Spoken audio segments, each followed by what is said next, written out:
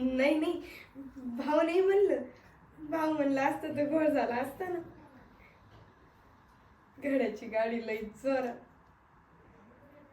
तळहातावर गुदगुल्या करायचा, बोट पिरघळायचा, नाक ओढायचा, मध्येच बोलता बोलता त्याच गालाला नाक घासायचा.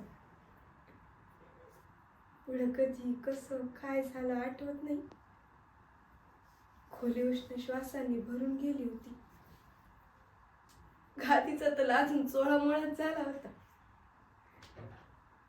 तेव्हा त्याच्या मांडीवर डोकं टेकून भविष्यातल्या सुखाची गणित मांडत झोपली होती. असं डोळे मिटून पडली ना की यायचा आणि ओठावर ओठ टेकवायचा.